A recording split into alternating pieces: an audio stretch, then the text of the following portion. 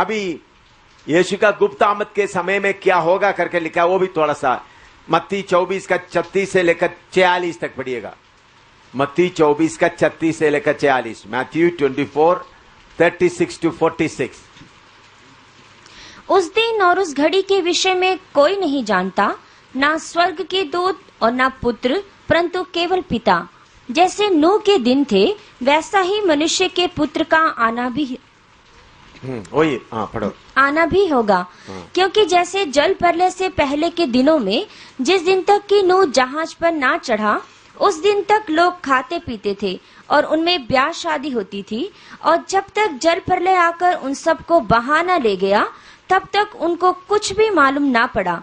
वैसे ही मनुष्य के पुत्र का आना भी होगा। उस समय 2 जन खेत में होंगे, एक ले लिया जाएगा और दूसरा छोड़ दिया जाएगा। 2 स्त्रियां चक्की पीसती रहेंगी, एक ले ली जाएगी और दूसरी छोड़ दी जाएगी। इसलिए जागते रहो, क्योंकि तुम नहीं जानते कि तुम्हारा प्रभु किस दिन आएगा। परंतु यह जान लो कि यदि घर का स्वामी जानता होता कि चोर किस पहर आएगा, तो जागता रहता और अपने घर में सेंध लगने ना देता। इसलिए तुम भी तैयार रहो, क्योंकि जिस घड़ी के विषय में तुम सोचते भी नहीं हो, उसी घड़ी मनुष्य का पुत्र आ जाएगा। सो वह विश्वास योग्य और बुद्धिमान दास कौन है, 46 तक की। जिसे स्वामी ने अपने नौकर चाकरों पर सरदार ठहराया कि वे समय पर उन्हें भोजन दे। धन्य है वह दास जिसे उसका स्वामी आकर ऐसा ही करते पाए। इधर में लिखा है कैसा प्रभु यीशु मसीह आते समय में, सीक्रेट आते में, गुप्त में आते में क्या होगा। लूका 17 का 34 भी उनके साथ मिलाकर पढ़िएगा। लूका 17 का 34 भी। मैं तुमसे कहता हूँ, उस रात 2 मनुष्य एक खाट पर होंगे, एक ले लिया जाएगा और दूसरा छोड़ दिया जाएगा। तो यीशु का गुप्त आमद में क्या क्या होगा मालूम हो गया ना आपको। 2 लोग बिस्तरे में सोते रहेंगे, एक जो तैयार है जाएगा। 2 लोग खेत में होंगे, जो तैयार है जाएगा। तो इसलिए हर समय हम तैयार रहना। लूका मत्ती 24 का 42 और 43 भी पढ़िएगा। Matthew 24, 42 and 43। इसलिए जागते रहो, क्योंकि तुम नहीं जानते कि तुम्हारा प्रभु किस दिन आएगा। परंतु यह जान लो कि यदि घर का स्वामी जानता होता कि चोर किस पहर आएगा, तो जागता रहता और अपने घर में सेंध लगने ना देता। चोर की तरह परमेश्वर आएगा, उसका मतलब परमेश्वर चोर नहीं है। चोर कब आता है करके हमको मालूम नहीं होता। समझ आया? चोर की तरह परमेश्वर आएगा। चोरी करने वाला अपना टाइम पर आता है, तो परमेश्वर चोर नहीं है, लेकिन चोर की तरह परमेश्वर आएगा। इन्हीं दिनों में ये तैयारी हमेशा सब लोग पहना के रखना है। पहले तो 4 का 14 से 18 तक पढ़िएगा, गुप्त आमद में क्या होता है। पहला थिस्सलुनी 4 का 14 से 18, फर्स्ट थिस्सलुनी 4:40 to 18। हाँ, क्योंकि यदि हम प्रतीति करते हैं कि यीशु मरा और जी भी उठा, तो वैसे ही परमेश्वर उन्हें भी जो यीशु में सो गए हैं उसी के साथ ले आएगा।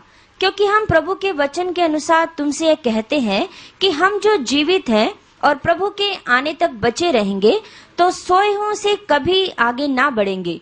क्योंकि प्रभु आप ही स्वर्ग से उतरेगा। उस समय ललकार और प्रधान दूत का शब्द सुनाई देगा और परमेश्वर की तुरही फूंकी जाएगी, और जो मसीह में मरे हैं वे पहले जी उठेंगे। तब हम जो जीवित और बचे रहेंगे उनके साथ बादलों पर उठा लिए जाएंगे कि हवा में प्रभु से मिले, और इस रीति से हम सदा प्रभु के साथ रहेंगे। ये विवरण करने का जरूरत नहीं, ये बात आप सबको अच्छी तरह मालूम है। विवरण करने का जरूरत नहीं। यीशु का आमद, पहला थिस्सलुनी, तो मैं सिर्फ वचन पढ़कर छोड़ देता हूं। पहला कोरिन्थी 15 का 51-52, 1 Corinthians 15, 51, 52। देखो, मैं तुमसे भेद की बात कहता हूँ कि हम सब तो नहीं सोएंगे, परंतु सब बदल जाएंगे। और ये क्षण भर में पलक मारते ही पिछली तुर्री फूंकते ही होगा, क्योंकि तुर्री फूंकी जाएगी और मुर्दे अविनाशी दशा में उठाए जाएंगे और हम बदल जाएंगे। ये भी विवरण करने का जरूरत नहीं, लिख कर रख दो, क्योंकि ये बातें आपको मालूम है, आप लोग इसके बारे में प्रचार करते, तो जो बातें आपको मालूम है उसके लिए समय मैं खर्च करना नहीं चाहता हूं। अभी पब्लिक कमिंग, सबके सामने आने के बारे में भी एक दो विषय प्रकाशित एक का साथ पढ़िएगा। सबके सामने यीशु आता है। देखो वह बादलों के साथ आने वाला है और हर एक आंख उसे देखेगी। हर एक आंख उसके देखेगा। अभी मत्ती 24 का 27 से 31 तक, मत्ती 24 का 27 से 31 तक, मैथ्यू 24 27 to 31। क्योंकि जैसे बिजली पूर्व से निकलकर पश्चिम तक चमकती जाती है, वैसा ही मनुष्य के पुत्र का भी आना होगा। जहाँ लोथ हो वहीं गिद्ध इकट्ठे होंगे। उन दिनों के क्लेश के बाद तुरंत सूर्य अंधियारा हो जाएगा और चांद का प्रकाश जाता रहेगा और तारे आकाश से गिर पड़ेंगे और आकाश की शक्तियां हिलाई जाएंगी। तब मनुष्य के पुत्र का चिन्ह आकाश में दिखाई देगा और तब पृथ्वी के सब कुलों के लोग छाती पीटेंगे और मनुष्य के पुत्र को बड़ी सामर्थ और ऐश्वर्य के साथ आकाश के बादलों पर आते देखेंगे। और वह तुर्री के बड़े शब्द के साथ अपने दूतों को भेजेगा और वे आकाश के इस छोर से उस छोर तक चारों दिशा से उसके चुनुओं को इकट्ठे करेगा। अभी इधर में गुप्त आमद और सबके सामने आने में तुरी में थोड़ा सा फर्क है। आप वो फर्क, तुरी बजाने वाले का फर्क आप थोड़ा देकर बता सकता है? गुप्त आमद में किसका तुरी आता होता है और सबके सामने आते समय तुरी किसका होता है? थोड़ा देख लो। हाँ हाँ, पहला तस्वीर 4 का 16 पढ़ो। पहला तस्वीर 4 का 16। क्योंकि प्रभु आप ही स्वर्ग से उतरेगा, उस समय ललकार और प्रधान दूत का शब्द सुनाई देगा और परमेश्वर की तुर्री फूकी जाएगी। गुप्त आमद में किसका तुरी है? परमेश्वर का तुरी। और पब्लिक कमिंग, सबके सामने आते समय किसका तुरी है? मत्ती 24 का 31 पढ़ो। और वह तुर्री के बड़े शब्द के साथ अपने दूतों को भेजेगा। अभी कौन तुरी बजा रहा है? दूत। फर्क समझ में आया? नहीं, मेरे ख्याल में सबको मिला नहीं, मिला है पॉइंट है? गुप्त आमद में तुरी किसका होगा? परमेश्वर का। क्यों? वो सीक्रेट है, सबको सुनाने का जरूरत नहीं है। समझा? पब्लिक कमिंग सबको सुनाना, इसलिए तुरी बहुत बजाया जाएगा। गुप्त आमद में आते समय में लंबा तुरी नहीं होगा। मेरे बच्चों इधर आओ, बस छोटा सा तुरी होगा। और कौन बजाएगा? परमेश्वर। कौन सुनेगा? वो जो तैयार। सब नहीं सुनेगा, सबको सुनाने का नहीं है, लेकिन सबके सामने आते समय में तुरी कौन बजाएगा? स्वर्गदूत। वो किसको सुनाना है? सबको सुनाना। तो गुप्त आमद में सबको सुनाने का नहीं, जो तैयार रहेगा। तो इसलिए मेरे प्यारों, इन्हीं दिनों में यीशु मसीह बादलों पर आकर मेरे बच्चों इधर आओ करके बोलने का समय नजदीक आ रहा है। उस वक्त जो तैयार है वो सुनेगा। इसलिए हमेशा किस बात में तैयार रहे? प्रभु तेरी आमद के लिए हमको तैयार रख। अभी सीक्रेट कमिंग, पब्लिक कमिंग है। जकरिया 12 का 8 से 10 तक भी पढ़िएगा। जकरिया 12 का 8 से 10 तक।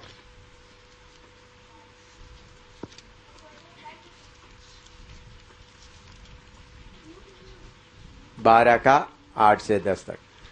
उस समय यहोवा यरूशलेम के निवासियों को मानो ढाल से बचा लेगा, और उस समय उनमें से जो ठोकर खाने वाला हो वह दाऊद के समान होगा, और दाऊद का घराना परमेश्वर के समान होगा, अर्थात यहोवा के उस दूत के समान जो उनके आगे आगे चलता था।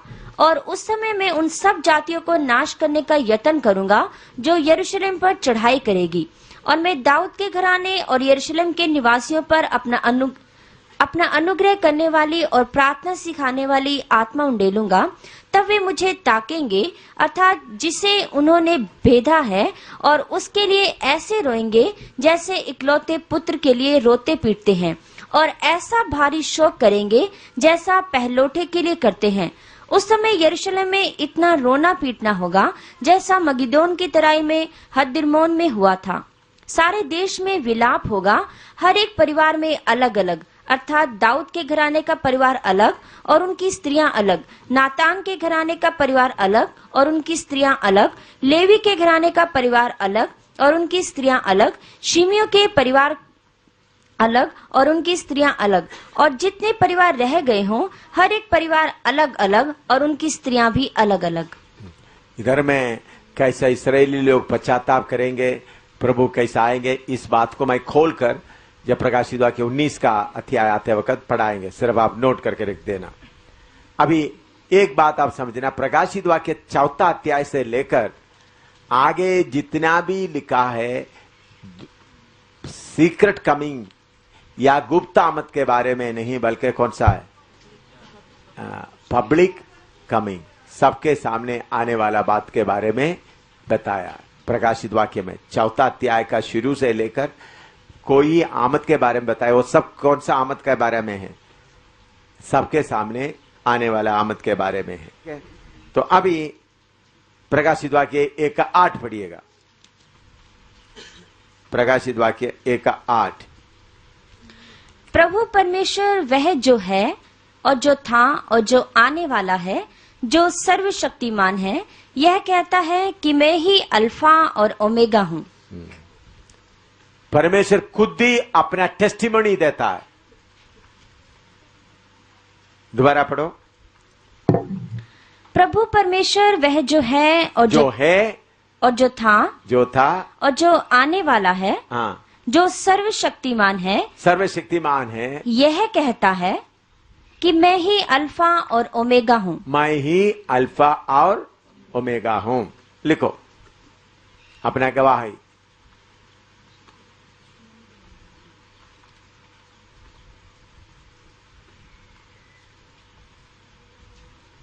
यशायाह 41 का 4, आइसिया 41:4, यशायाह 41 का 4, आइसिया 41:4। किसने यह काम किया है और आदि से पीढ़ियों को बुलाता आया है? मैं यहोवा जो सबसे पहला और अंत के समय रहूंगा, मैं वही हूं। हाँ, मैं यहोवा जो सबसे पहला और अंत के समय में वही हूं।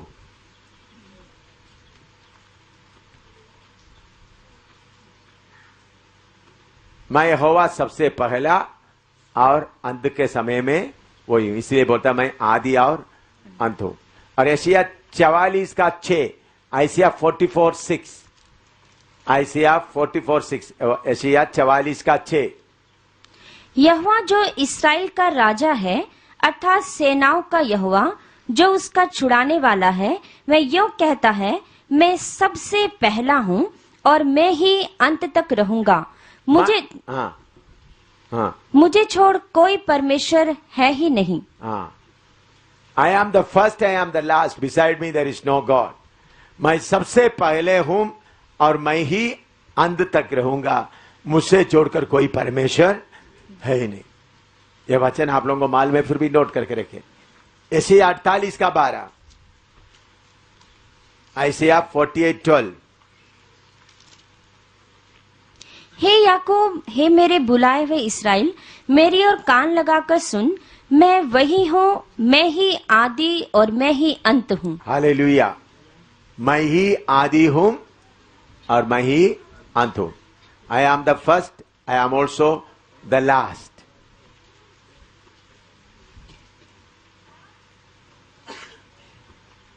समझ में आ रहा है भाई? सब लोगों को समझ में आ रहा है? हाँ।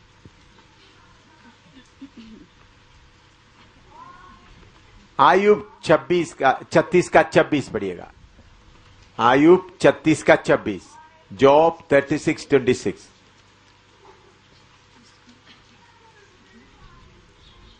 देख, ईश्वर महान और हमारे ज्ञान से कहीं परे है, और उसके वर्ष की गिनती अनंत है। उनके वर्ष की गिनती अनंत है। आयसिया 36 का 26, 36:26, उसका वर्ष की गिनती अनंत है।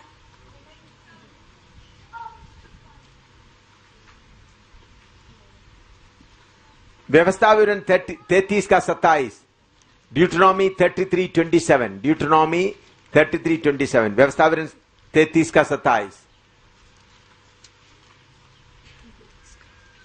33 का 27।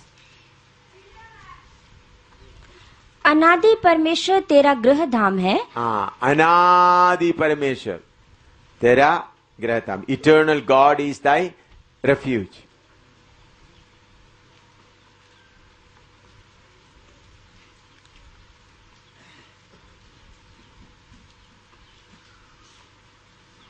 एशिया 9 का 6, आपको मालूम है एशिया 9 का 6, आइसिया 9:6। क्योंकि हमारे लिए एक बालक उत्पन्न हुआ, हमें एक पुत्र दिया गया है, और प्रभुता उसके कांधे पर होगी, और उसका नाम अद्भुत युक्ति करने वाला, पराक्रमी परमेश्वर, अनंत काल का पिता और शांति का राजकुमार रखा जाएगा। ये भी आपको मालूम है, अनंत काल का पिता, सर्वशक्तिमान परमेश्वर। नोट कर लो। तो जिस परमेश्वर के बारे में हम सीख रहा है, वही एक ही परमेश्वर है जो आदि और अंत है, अनंत काल। मालूम है, सिर्फ मैंने वचन आपको दे दिया ताकि आगे जाए। अभी प्रकाशित भाई 1 का 9। मैं यूहन्ना, जो तुम्हारा भाई और यीशु के क्लेश और राज्य और धीरज में तुम्हारा सहभागी हूँ, परमेश्वर के वचन और यीशु की गवाही के कारण पतमस नाम टापू में था। हाँ, किस लिए उन्होंने पतमोस टापू में गया? परमेश्वर का वचन और यीशु का गवाही। लिखो, यूहन्ना को पतमोस टापू में भेजा गया। किस काम से? परमेश्वर के वचन के कारण और यीशु के गवाही देने के कारण। अभी हम प्रकाश विभाग में, और ये थोड़ा इंट्रोडक्शन था। अभी तक जो सीखा क्या है? भूमिका। इंट्रोडक्शन के भूमिका बोलते हैं, परिचय। हाँ, अभी हम देखते हैं यूहन्ना क्या देखा है।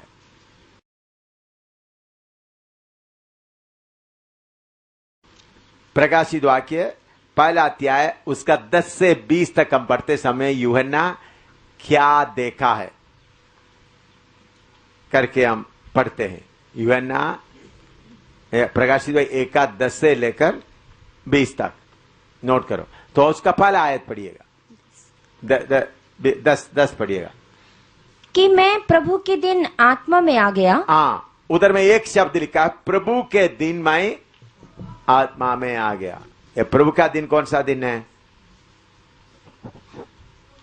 बोलो, प्रभु का दिन कौन सा दिन है? हैं? प्रभु का दिन मैं आत्मा में आ गया। बोलिए। सब सो गए या इधर कोई नहीं बैठे? हाँ, जी उठने का दिन। बोलिएगा, प्रभु का दिन मैं आत्मा में आ गया। कौन सा दिन है प्रभु का दिन? न्याय का दिन। हाँ, कुछ लोग बोलते हैं न्याय का दिन। हाँ, बोलिएगा। यूहन्ना बोलता मैं प्रभु का दिन में मैं आत्मा में आ गया। प्रभु का दिन कौन सा है? शनिवार। और बोलिए, जी उठने का दिन, वो कौन सा दिन है? इतवार। तो कुछ लोग बोलते हैं शनिवार, कुछ लोग बोलते हैं इतवार। अब बहन लोग बोलो कौन सा दिन है प्रभु का दिन? मंगलवार है। बोलो, सब परमेश्वर का दिन है। प्रभु का दिन में मैं आत्मा में आ गया। बोलो, हैं? हैं? दर्शन देखा? हाँ, नहीं, उधर मेरा सवाल प्रभु का दिन कौन सा है? बोलो, इतवार है, सोमवार है, मंगलवार है, बुधवार है। कुछ लोग इतना बुद्धिमान है, मुंह नहीं खोलेंगे ताकि कोई किसी ने सच बोला, हाँ मेरा मन में भी वही था। ऐसा बड़ा बुद्धिमान भी है हमारे बीच में हैं? ऐसा बड़ा बुद्धिमान भी हमारे बीच में। देखो, मैंने वही बोलना था इसलिए अभी चुप रह गए। बोलो ना, प्रभु का दिन कौन सा है?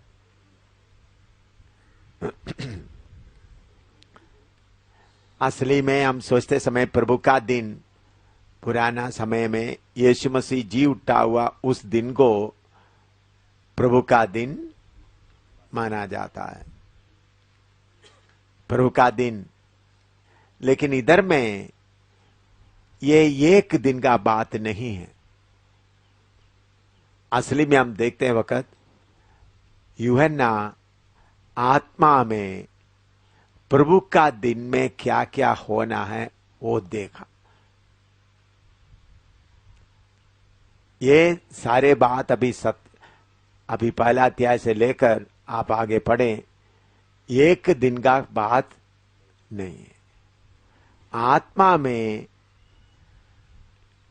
उन्होंने प्रभु का दिन में क्या क्या होगा, आत्मा में उनको प्रभु का दिन में होने वाला बातों को दिखाने के लिए लेकर गया। अभी प्रभु का दिन के बारे में पढ़ते समय ऐसी याद 2:12 पढ़िएगा। आप लिखे लॉर्ड्स डे, प्रभु का दिन, हेडिंग लिखो लॉर्ड्स डे या प्रभु का दिन, प्रभु का दिन, लॉर्ड्स डे। पढ़िएगा यशायाह 2:12।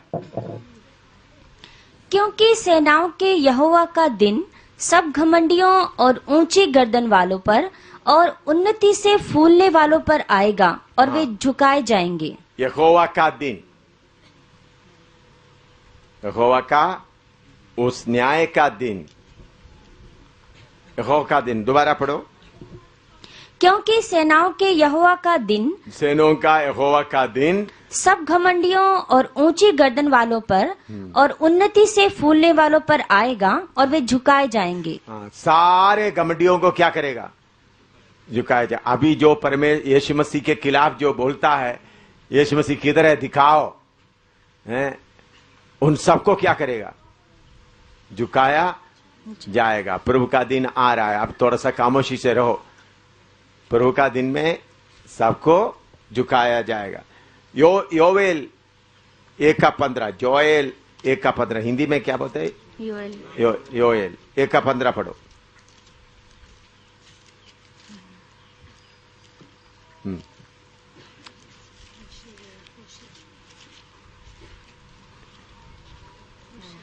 योएल 1:15, होशिया, दानियेल, पढ़ो। उस दिन के कारण हाय, क्योंकि यहोवा का दिन निकट है। यहोवा का दिन निकट है। उधर में लिखा है यहोवा का दिन निकट है। और योवेल का 2:1, 2:1 सियोन में नरसिंगा फूंको, मेरे पवित्र पर्वत पर सांस बांधकर फूंको, देश के सब रहने वाले कांप उठे, क्योंकि यहोवा का दिन आता है। यहोवा का दिन आता है। 3:14, 3:14, निपटारे की तराई में भीड़ की भीड़ है, क्योंकि निपटारे की तराई में यहोवा का दिन निकट है। यहोवा का दिन निकट है। वारी ऑफ डिसीजन। यहोवा का दिन निकट है।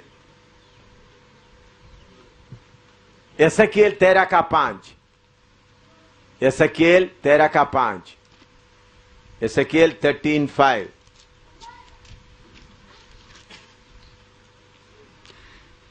तुमने नाकों में चढ़कर इस्राएल के घराने के लिए भीत नहीं सुधारी, जिससे वे यहोवा के दिन युद्ध में स्थिर रह सकते। यहोवा का दिन में युद्ध में स्थिर रहे।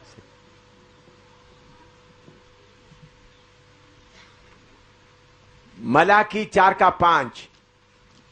मलाकी 4:5। आप थोड़ा स्पीड में जाना है, क्योंकि सीखना बहुत है।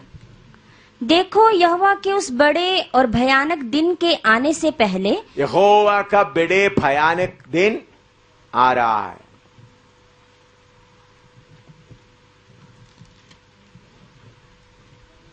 मलाकी 4:5 भयानक दिन। प्रेरितों काम 2:20। प्रेरितों काम 2:20। प्रभु के महान और प्रसिद्ध दिन के आने से पहले, प्रभु का महान और प्रसिद्ध दिन के आने से पहले।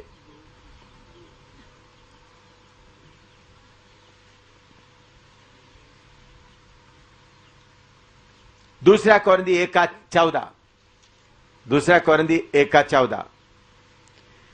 जैसा तुम में से कितनों ने मान लिया है कि हम तुम्हारे घमंड का कारण हैं, वैसे तुम भी प्रभु यीशु के दिन हमारे लिए घमंड का कारण प्रभु ठहरोगे। यीशु का दिन।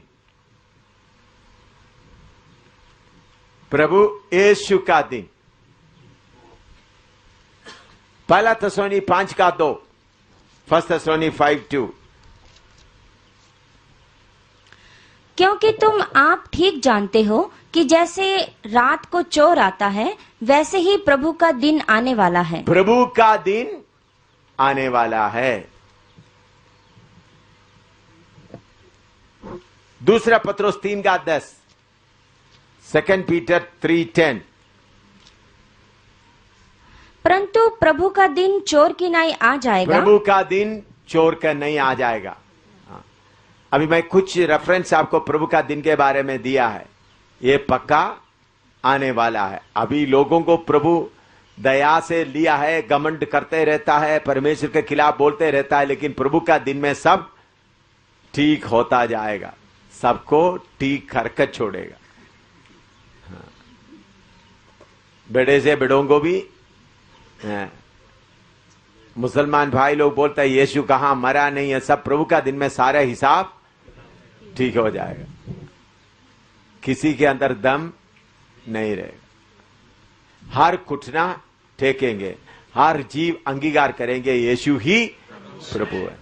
हर मुसलमान अंगीकार करेंगे, हर हिंदू अंगीकार करेंगे, हर बुद्ध अंगीकार करेंगे, हर कम्युनिस्ट अंगीकार करेंगे। तो प्रभु का दिन आ रहा है, न्याय का दिन। अभी इतवार, खास तौर पर इतवार मनाने के लिए कब से शुरू किया, उसका यीशु मसीह के समय में कलीसिया क्या सोचते थे। यहूदी लोगों का प्रार्थना का दिन था शनिवार, लेकिन यीशु मसीह जी उठने का दिन इतवार होने के कारण विश्वासी लोग इतवार को आराधना करते थे। लेकिन वो एक खास रिवाज के तौर पर नहीं था, उन लोग प्रतिदिन आराधना करते थे, लेकिन इतवार के दिन प्रभु जी उठा हुआ दिन ऐसा है उन लोग थोड़ा, क्योंकि ऐसा दिन उन लोग मानने का कारण क्या है, यहूदी लोग कौन सा दिन मनाते थे। और इसका एक दूसरा भी बात है, आप लोग पास्टर लोग भी ध्यान से सुने। पुराने जमाने में कोई गिरजाघर नहीं था, इस्राएली लोग सब किधर में इकट्ठा होते थे, मंदिर में। मंदिर में शनिवार को पूरा भीड़ के भीड़ है, तो इसलिए उन लोग सोचा भीड़ के भीड़ उन लोग जो थे, हम कौन सा दिन जाएंगे, इतवार को जाएंगे। शनिवार उन लोग जाएंगे, कौन जाएंगे?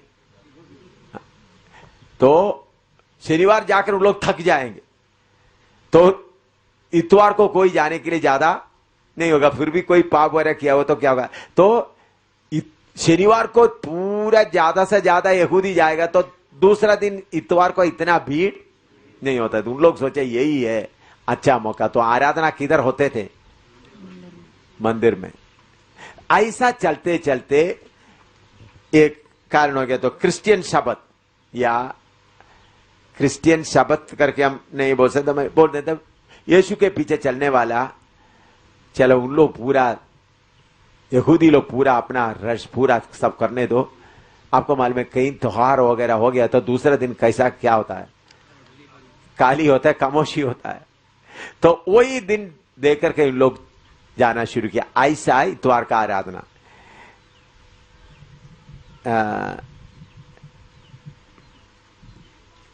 लेकिन ये जो कॉन्स्टेंटाइन आने के बाद इतवार का दिन ज्यादा महत्व हो गया, क्योंकि वो सूरज का दिन है। संडे, संडे, सूरज का दिन। ऐसा होने के बाद इतवार के स्पेशल हो गया। तो हम लोगों के लिए इतवार, सोमवार, मंगलवार, बुधवार सब एक ही जैसा है। ये संडे, फिर एक बात है, संडे छुट्टी का दिन है तो सबको आराधना करने के लिए थोड़ा आजादी है। एडी 321 में, एडी 321 रोमन एम्परर कॉन्स्टेंटाइन सबको छुट्टी घोषित कर दिया। कब? एडी 321 में।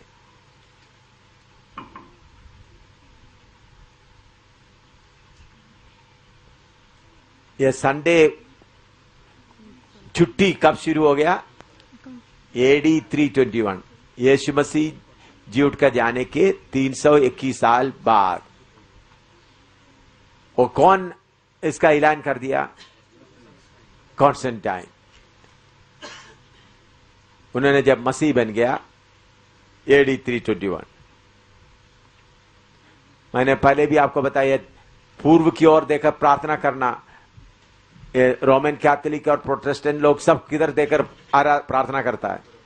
पूर्व की ओर। ये किधर से आया है? पहले किसका पूजा होता था? सूरज का पूजा होता था, वो ही आगे आया। अभी रोमन कैथोलिक चर्च इधर की, इधर भी आप जाकर देख लेना, किधर किधर किसकी ओर उसका मुंह है, हर जगह में।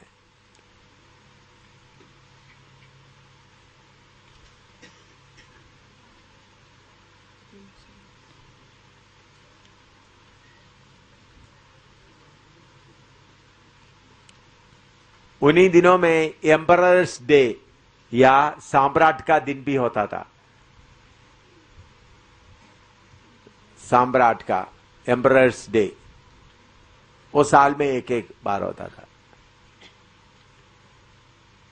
इधर में उसके साथ तो इतवार हमारे लिए कोई खास स्पेशल नहीं है, बस ऐसे एक रिवाज आ गया।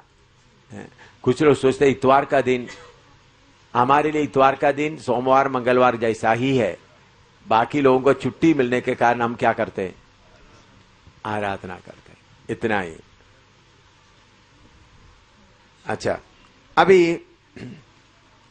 ये एक दिन में ये बात हुआ नहीं करके उसके लिए सबूत पढ़िएगा। प्रकाशित 1:10 पढ़िएगा।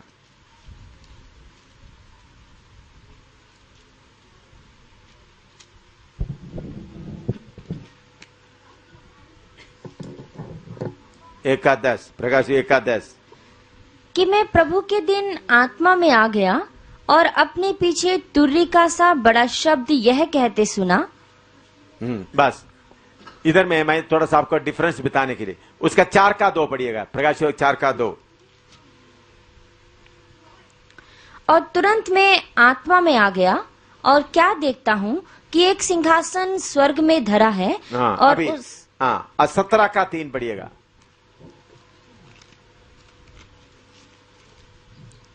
तब वह मुझे आत्मा में जंगल को ले गया। आत्मा में जंगल को ले गया। अभी 21 का 10 पढ़िएगा। और वह मुझे आत्मा में एक बड़े और ऊंचे पहाड़ पर ले गया। हाँ, देखिए इधर में बहुत घटना बताता है। इससे हमको मालूम हो सकता है एक दिन का बात नहीं है। एक दिन में ये सारे बात लेकर एक आदमी लिख नहीं सकता। तो इसलिए हम, और परमेश्वर का दिन एक दिन का बात नहीं है। उसके लिए हिसाब कैसा है? परमेश्वर के एक दिन 1000 साल, 1000 साल एक दिन। तो परमेश्वर का एक दिन हमारा 24 घंटे का दिन नहीं है। फर्क समझ रहे हैं आपको? परमेश्वर का एक दिन बताया, परमेश्वर का दिन आ रहा है, वो दिन 24 घंटे का दिन नहीं है। परमेश्वर का कार्य पूरा होने का दिन है। परमेश्वर का दिन लिखो, परमेश्वर का दिन 24 घंटे नहीं है। परमेश्वर का काम पूरा होने तक एक दिन है। वो हमारा 10 दिन लगेंगे, 15 दिन लगे, 1 साल लगे, फिर भी वो कितना परमेश्वर के लिए कौन सा दिन है? एक ही दिन है। मनुष्य के लिए उन्होंने 24 घंटे का दिन दिया है। मनुष्य के लिए 24 घंटे का दिन दिया है। परमेश्वर का दिन एक दिन किधर है? वो परमेश्वर का एक दिन 1000 साल के तक किधर में लिखा है? पहला पत्रस 3 का 8 लिखो। पहला पत्रस 3 का 8। पहला नहीं, दूसरा पत्रस 3 का 8। पहला पत्रस नहीं, दूसरा पत्रस। आप ठीक कहा, थैंक यू। दूसरा पत्रस 3 का 8। 2 पीटर 3:8। अभी सब प्रकाशित वाक्य पहला अध्याय उसका 11 का पहला पाठ हमने पढ़ा है। Alpha and omega, the first and the last. मैं पहला और अंतिम, उसी का। अभी उसका आगे पढ़िएगा। 11 शुरू करो। कि जो कुछ तू देखता है उसे पुस्तक में लिखकर 7 कलीसियाओं के पास भेज दे। जो कुछ देखता है, तो उनको इधर में आप समझना है, आत्मा में उन्होंने बातों को क्या कर रहा है? देख रहा है। उनके मन में आया कल्पना नहीं, बल्कि उनको दिखा रहा है, देख करके लिख रहा है, दिखाकर, ताकि सुनने में काफी नहीं बल्कि प्रभु उसको दिखा रहा है जो देख रहा है। तो देखते हैं क्या है। कितने कलीसियाओं को भेजना है? 7 कलीसिया। उसके बारे में पहले पढ़ा है आप लोग। 7 कलीसिया पढ़ो, नाम से पढ़ कर जाइएगा। अर्थात इफिसुस और स्मुरना और पिरगमुन और थुआतीरा और सरदीस और फिलदिल्फिया और लौदीकिया में।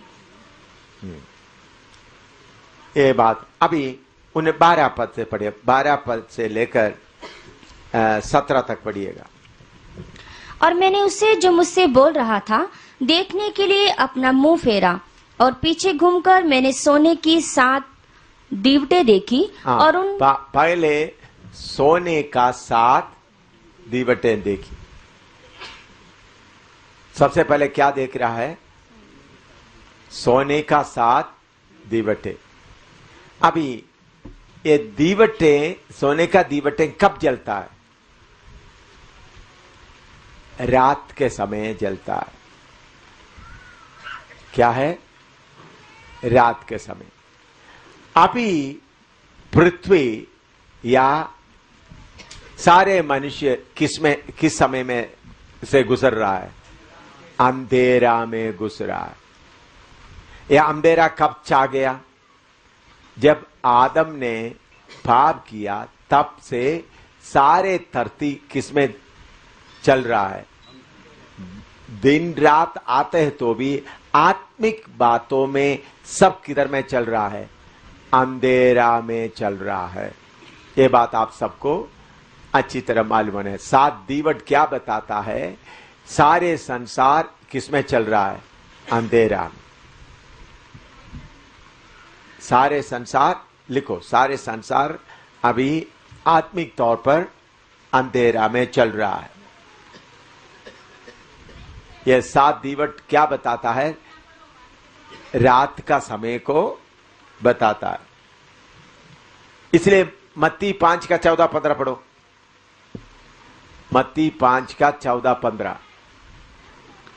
तुम जगत की ज्योति हो। जो नगर पहाड़ पर बसा हुआ है वह छिप नहीं सकता। हाँ। और लोग दिया जलाकर पैमाने के नीचे नहीं परंतु दीवट पर रखते हैं। हाँ। तब उससे घर के सब लोगों को प्रकाश पहुंचता है। हाँ, तो हम लोग हमेशा समझना है, अभी सारे संसार किस में पड़ा हुआ है? अंधेरा में। रोशनी सिर्फ किसके पास है? हमारे पास ही है। यीशु बोलता है तुम जगत के ज्योति हो। यीशु जगत के ज्योति है, मैं और आप भी जगत के ज्योति है। यीशु जगत के ज्योति है, मैं और आप भी जगत के ज्योति है। सर, यीशु ज्योति बोलने से काफी नहीं। और ज्योति जलाकर किधर रखता है? चार काट के नीचे नहीं रखता, बल्कि पैमाने में रखता है, सारे घर के सब लोग। तो आपको प्रभु जिधर में सेवा के लिए रखा है, उधर का सारे लोग, चाहे हिंदू हो, मुसलमान हो, ईसाई हो, सब क्या देखे? रोशनी देखे। सब लोग देखना है।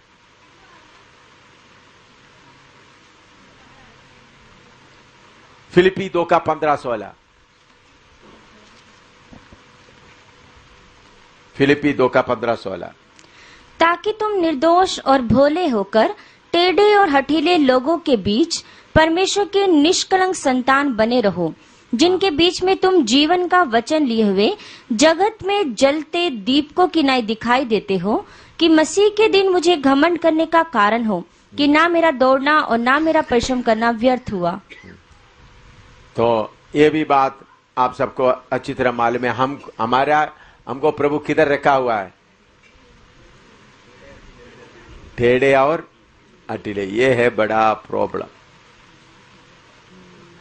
है, टेढ़े और अटीले लोगों के बीच में हमको कैसा रखा है? अच्छे लोगों के बीच में तो अच्छा है। पति पत्नी है, चाहे पत्नी हो, चाहे पति हो, चाहे भाई बहन हो, और आपस में टीम के लोग इकट्ठा रहता है, मालूम हो जाते अंदर में क्या क्या।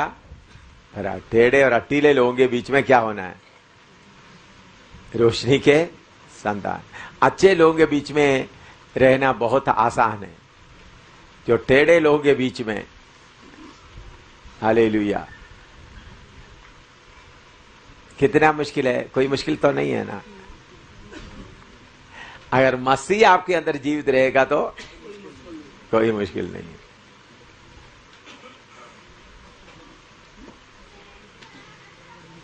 आपके अभी टीम के लोग रह रहा है, अभी बहन लोग है और भाई लोग। कुछ बहन लोग और भाई लोग बताए मुझे छेड़ना नहीं।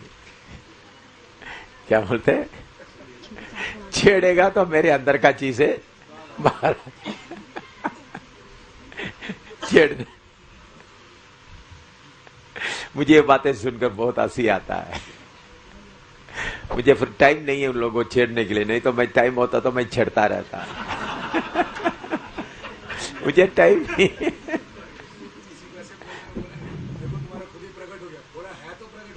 हाँ। मुझे छेड़ने का टाइम होता तो मैं छेड़ता रहता, लेकिन टाइम नहीं है, क्या करूं। रात को भी देखो, आज रात भी, पिछले रात भी 1-1.5 घंटा सोने का मौका मिला।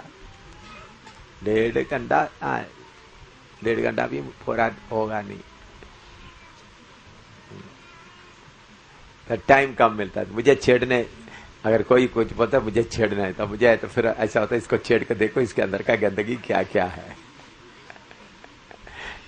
भाई, हम आपस में रहते समय में एक एक का अंदर का गंदगी निकालना बहुत आसान है देखने के लिए। कोई बर्तन इधर फेंकेगा, कोई बिस्तरा इधर डाल देगा, कोई बेडशीट उधर डाल देगा, कोई गंदे जूते के साथ अंदर आ जाएगा, कोई पानी पूरा लेकर 10-12 लोग है तो एक ही सुबेरे उठकर पूरा नहा धोकर अपना साफ सफाई करके प्रार्थना में बैठ जाएगा, बाकी लोगों को कोई पानी नहीं। तो सुबेरे उठकर नहाना गलत बात नहीं है, ताकि सुबेरे उठकर नहाएगा तो क्या होगा, बाकी लोगों का समय मिल जाएगा। बाकी लोगों को सुबह उठकर कोई नहाए तो बाकी लोगों को समय, लेकिन सुबह उठकर का पूरा पानी खत्म करके नहीं बैठना। अपना जितना जरूरत है उतना लेकर नहाया, सुबह उठकर नहाया, अच्छा बात है। टीम में अभी इकट्ठा रहता है तो कोई सुबह उठकर चलो भाई बाकी लोग उठने के पहले मैं उठकर नहा लूं, वो अच्छी बात है। ऐसा आदत बहुत अच्छी है ताकि बाकी लोगों को क्या मिले, समय मिल जाए। लेकिन सुबह उठकर सारे पानी खत्म करके नहीं बैठना। खाना देखिए, जब हम आपस में रहते समय में अंदर का देखो भाइयों बहनों, हमको दूसरे आपको छेड़ने से बहुत फायदा है। छेड़ने से फायदा है नुकसान है? बोलो बोलो, कितने लोग बोलते हैं छेड़ने से फायदा है? बहन लोग कोई हाथ नहीं उठा, बहन लोग कोई हाथ नहीं उठा रहा है। हैं? हाँ,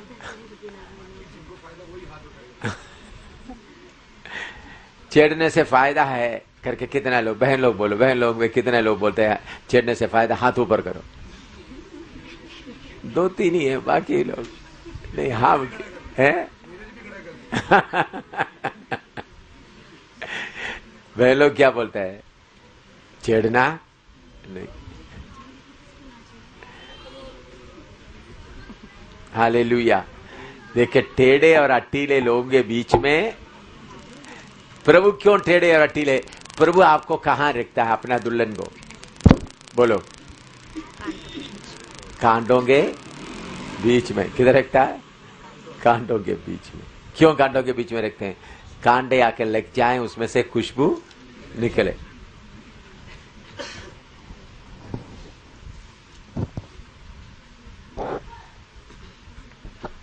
तो छेड़कर आपके अंदर का कांटे सब निकल जाना है, बिल्कुल।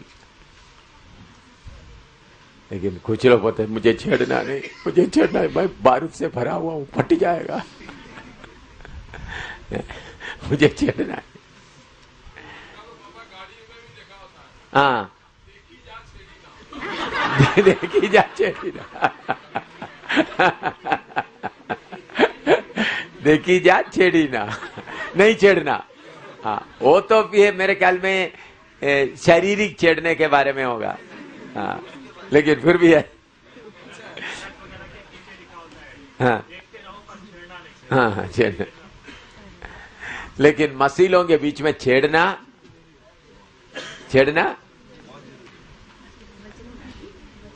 बहुत आशीष का है भाई। हैं? नहीं छेड़ना वचन में लिखा है ना। बाइबल में किधर लिखा है? थोड़ा बताओ। हैं?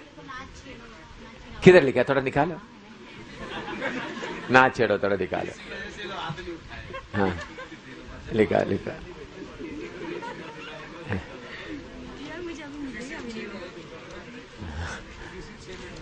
नहीं, देखो निकालता हूँ, देखते हैं उन लोग उनका मीनिंग थोड़ा समझता हूँ।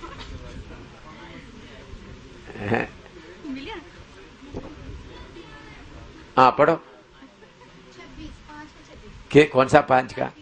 गलाती। हाँ, पढ़ो। हाँ, पढ़ो। हम घमंडी होकर ना एक दूसरे को छेड़े और ना एक दूसरे से डाह करें। क्या घमंडी होकर? हम घमंडी होकर ना एक दूसरे को छेड़े और ना एक दूसरे से डाह करें। हाँ, वचन ढूंढ ले। उधर में लिखने का मतलब क्या है? बोलो, उधर में लिखा हुआ मतलब क्या है? उसका ऊपर का 2 वचन भी पढ़ो। और जो मसीह यीशु के हैं, उन्होंने शरीर को उसकी लालसाओं और अभिलाषाओं समेत क्रूस पर चढ़ा दिया है। हाँ। यदि हम आत्मा के द्वारा जीवित हैं, तो आत्मा के अनुसार चले भी। हम घमंडी होकर एक दूसरे को ना छेड़े, ना एक दूसरे से डाह करें। यह किसके लिए लिखा है? जिन्होंने अपना शरीरता को क्रूस पर नहीं चढ़ाया है। ठीक है, किसको लिखा है? किसको लिखा है? हैं?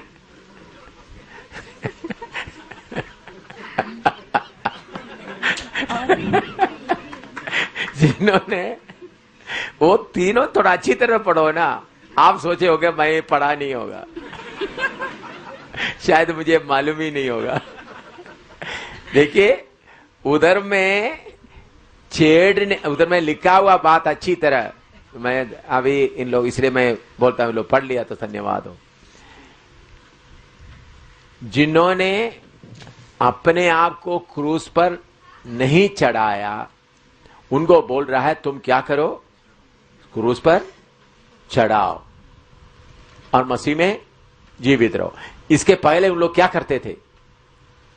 नहीं चढ़ाते थे, छेड़ते हुए मसीह जीवन बिताता है। तो क्रूस पर चढ़ा हुआ लोगों को बार बार छेड़ कर देखना है, चढ़ाया है या नहीं। तो चढ़ाया बोलकर जेब में रखा है, तो छेड़ते समय आ जाता है, तब मालूम होता है चढ़ाया है या नहीं।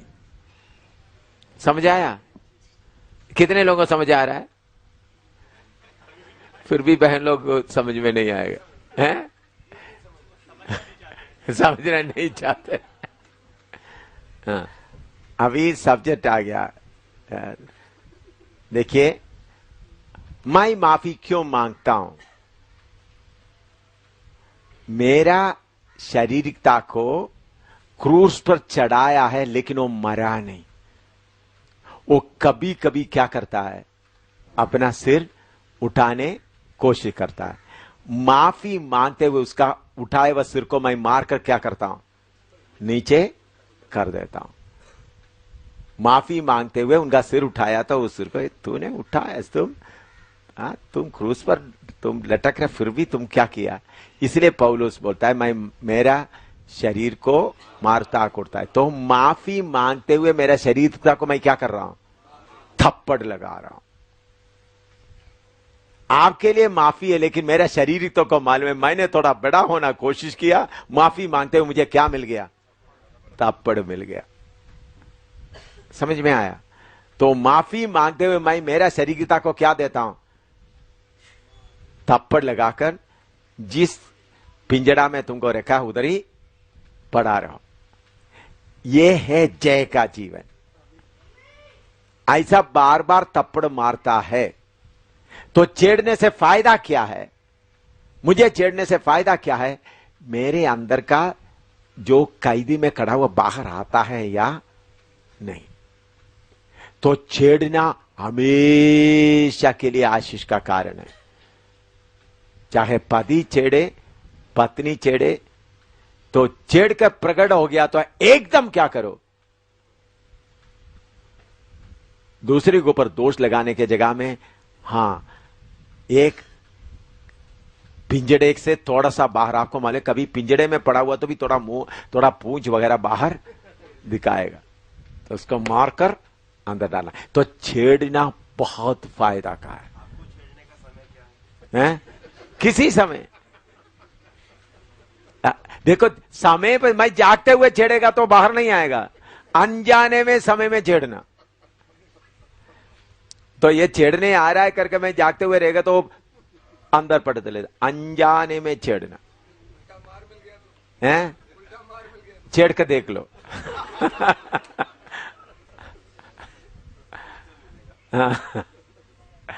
तो मैं आपको बताता हूं, प्रभु हमको टेढ़े और अटीले लोगों के बीच में क्यों रखा है, यह समझना। कांडों के बीच में क्यों रखा है? ताकि लगकर हमारा अंदर का खुशबू बाहर आ जाए।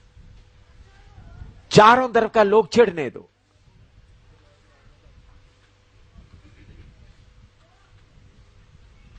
देखो, मैं आपको नंगा बता नहीं सकता, लेकिन बताना पड़ रहा है।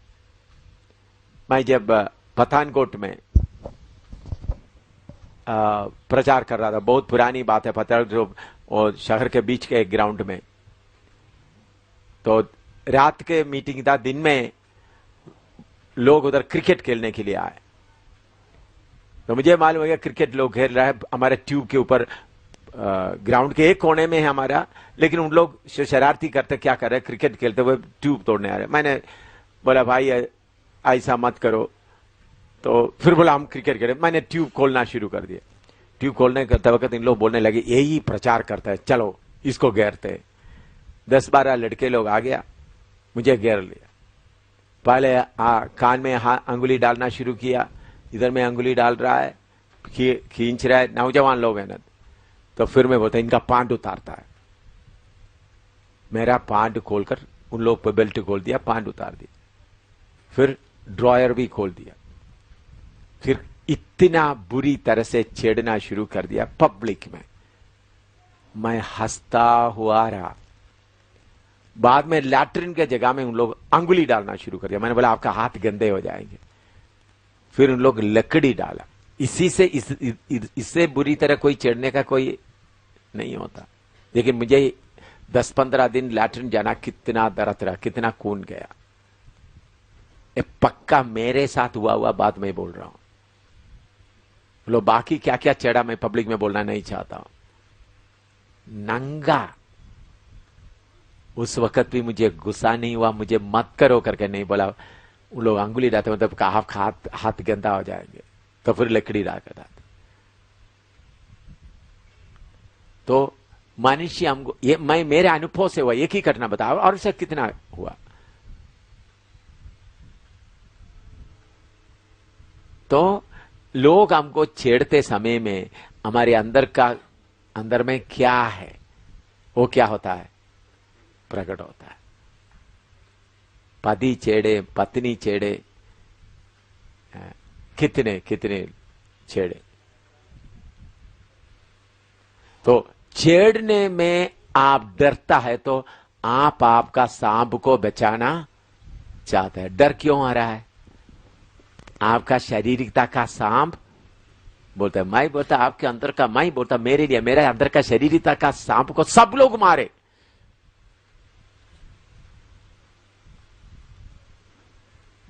सब लोग मारे।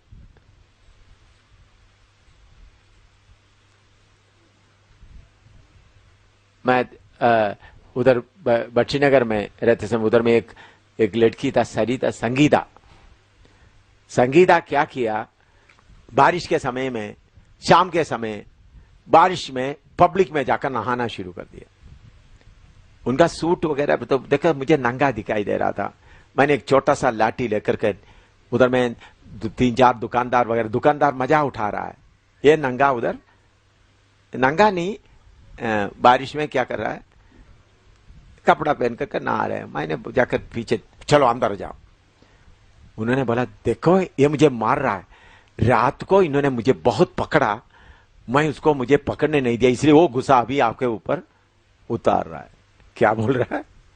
दुकानदारों के सामने बोल रहा है ये आदमी ये बड़ा पवित्र बोलकर बैठा, रात को मुझे कितना छेड़ा आपको मालूम है, मैं इनको मारने नहीं दिया इसलिए मेरे ऊपर गुस्सा आता। तब मुझे गुस्सा नहीं आया, मुस्कुराया, अच्छा ठीक है बेटी, गुड। क्या बोला? क्या बोला?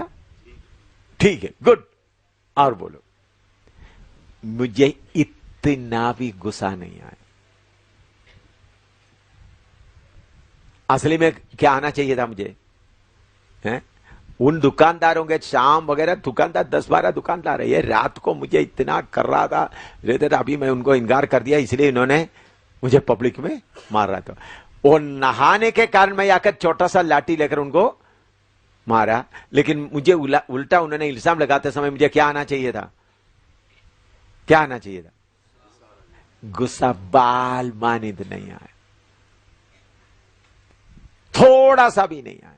मैंने कहा, अच्छा बेटी गुड, लेकिन तुमको मैं बाहर नहाने नहीं दूंगा, अंदर जाओ। फिर भी बाहर खड़े होकर बहुत देर तक मैंने बोला जितना देर तुमको बोलना है बोलो, कहानी बोलना है तो बाद में तुम किधर जाए, अंदर बाथरूम में जाकर नहा लो। तो मुझे उससे क्या फायदा हुआ, वो बेटी इतना मुझे बुरा बोलने पर भी मेरे अंदर का सांप खड़ा नहीं हुआ। तो बाकी लोग हमको छेड़ते, बुरे लोगों के बीच में उनको छेड़ते, हमारे अंदर का असली मनुष्यत्व को क्या करता है, प्रकट करता है। इसलिए प्रभु टेढ़े और अटीले लोगों के बीच में हमको रखा। तो टेढ़े और अटीले लोगों के बीच में आपका फल निकल आए, पवित्र लोगों के बीच में आपका पवित्रता ही दिखाई देगा। बुरा बोलने वाला, गाली बकने वाला, आपको हर तरह से बुराई बोलने वाला, और हर तरह से गंदगी आपके खिलाफ बोलता है, वो बहुत ही फायदा है। तारीफ करेगा तो आपका सांप क्या हो जाए, अच्छी तरह से रहेगा, लेकिन आपको छेड़ेंगे तो क्या हो जाएंगे। अगर आपको दुख भी, मैं देखना, छेड़ेगा तो दुख भी नहीं आना है, तभी जय है। नहीं बोला छेड़ने से आपके अंदर दुख भी नहीं आना। वो है जिन्होंने अपने शरीर को, शरीरता को क्या किया, क्रूस पर लटका है। अभी पति पत्नी है, अभी मैं बोलता हूं पति जाकर और औरतों के साथ आराम कर रहा है, रात पूरा औरतों के साथ बिता के सुबह आ रहा है, सुबह तक सही जो विश्वासी है, अच्छा भाई आया चलो कॉफी पी लो, तो रात पूरा थक गए होंगे, आराम से सो जाओ, बिस्तरा बना के दे दो, आराम से सो जाओ, बोलो कितने बजे आपको उठाना है। फिर वो सोते समय में आराम से जाकर उनका पाँव थोड़ा सा दबाओ। यह है मसीह जीवन। नहीं और रात और कोई औरत के पास गया तो मैं आपकी चाय दूं, मैं इसको खाना दूं, तो बोलता मतलब आपका शारीरिकता के ऊपर आपको क्या नहीं हुआ, जय नहीं मिला। अपना शरीरता के ऊपर जय पाना,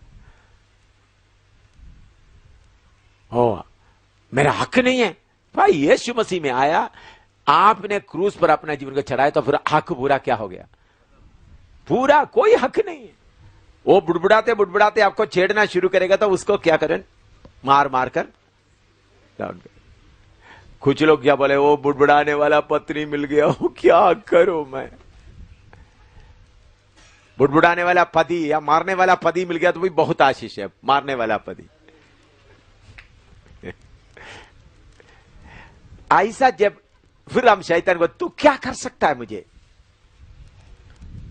अभी आज लो ये बाइबल कवर आकर चुरा के ले जाएगा तो उस वक्त क्या करना चाहिए, अच्छा आपको अच्छा लग रहा है ले जाओ भाई, क्या बोलना, आपको ये अच्छा लग रहा है तो ले जाओ भाई। अब ये गाड़ी मुझे चाहिए, अच्छा आपको अच्छा लग रहा है, गुड, ले जाओ। यह है जय जीवन।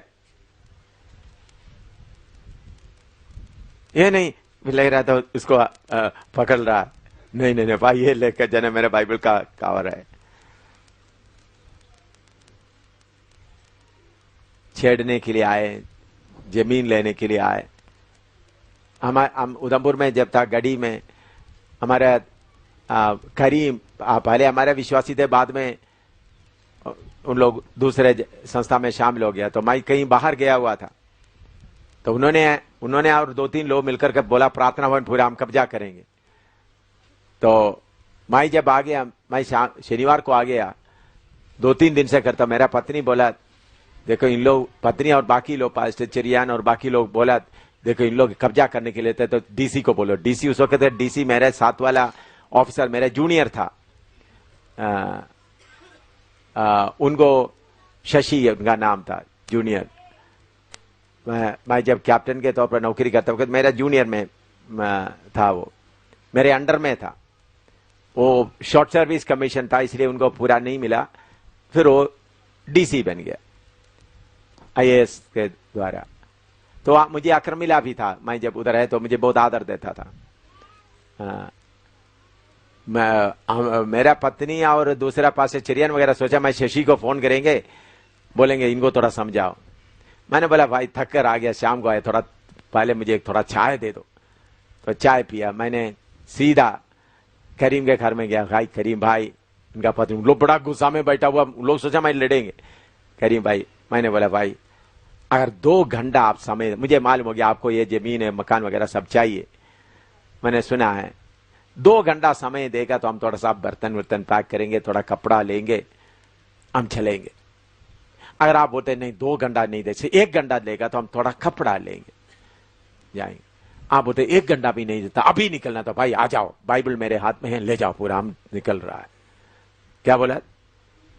मैंने कुछ भी नहीं पूछा, आप क्यों पूछ रहा है, नहीं, मैं सोचा पूरा उनके सिर पर डालकर निकल जाओ बाइबल लेकर। मैं बोला मेरा पत्नी, उन लोग उधर है, हमको और कुछ भी नहीं चाहिए, मैं निकल रहा हूं। भाई उठकर खड़ा हो गया। पति पत्नी एकदम पांव पर गिर पड़कर छाती पीट कर रो रहा, जमीन में मार मार कर रो रहा है, इतना बड़ा पाप हमारे ऊपर ना आने दे। मैं सचमुच में कर रहा था, मैं सोच रहा था पूरा उन लोग ले, पूरा कपड़ा, पूरा सामान, पूरा किचन का सामान ले, तो कितना अच्छा हो गया। उसे अच्छा कौन सा है? तो लोग आपको छेड़ता है तो बहुत धन्यवाद देना है। असली में देखें तो छेड़ने वाला ही आपका आशीष है। मैं आप बोलता, मुझे बदनाम करने वाला मेरा आशीष है। मुझे तारीफ करने वाला नहीं, मुझे बदनाम करने वाला, बदनाम करने वाला बदनाम करके मेरे जो जितना उन लोग बदनाम करते हैं, मुझे क्या दे सकता है? आशीष। बदनाम करके किसको मारता है? मेरा अंदर का खुदी को, शारीरिकता को मैं मारता हूं, दूसरा मारते। भाई तुम बदनाम करके मारते हो, धन्यवाद। मैं मारने से इतना जल्दी नहीं मारता, तुम मारेगा तो थोड़ा जल्दी असर पड़ेगा। यह है असली मसीह जीवन जो मैं अनुभव करता हूं, इसका मीठापन कितना है। लेकिन शैतान को कहीं क्या नहीं करेगा। अभी बड़ा शक्ति से शैतान का शक्ति, अभी ब्रेक में भी शक्ति प्रकट हो गया, 2 प्रकट हो गया, 2 या 3 प्रकट हो गया। ये ब्रेक में बिना बोले जाओ, तुम्हारा जगह में जाओ, भेज कर आ गया। लेकिन बाकी लोग हमको छेड़ेगा तो हम क्या करना है? तो टेढ़े और अटीले लोगों के बीच में हम क्या, कैसा बनकर रहना है? हाँ, रोमी 13:12 पढ़िएगा। रोमी 13:12 उसी विषय का आगे। रात बहुत बीत गई है और दिन निकलने पर है, इसलिए हम अंधकार के कामों को तज कर ज्योति के हथियार बांध लें। हालेलुया। अभी पूरा संसार किसमें चल रहा है? अंधकार में चल रहा है। रोशनी के उन लोग गलती कर रहा है, अंधकार में तड़पते हुए गलती कर रहा है। हमारा काम है उनके लिए रोशनी दिखाए। लिखो,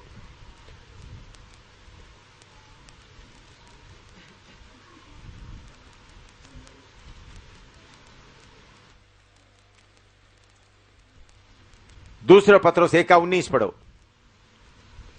दूसरा पत्रोस 1:19। और हमारे पास जो भविष्यद्वक्ताओं का वचन है वह इस घटना से दृढ़ ठहरा, और तुम यह अच्छा करते हो जो यह समझकर उस पर ध्यान करते हो कि वह एक दिया है जो अंधियारे स्थान में उस समय तक प्रकाश देता रहता है जब तक कि पौ ना फटे और भोर का तारा तुम्हारे हृदयों में ना चमक उठे। भोर का तारा। अभी हम अंधेरा में चल रहा है। नबूवत एक रोशनी की तरह है।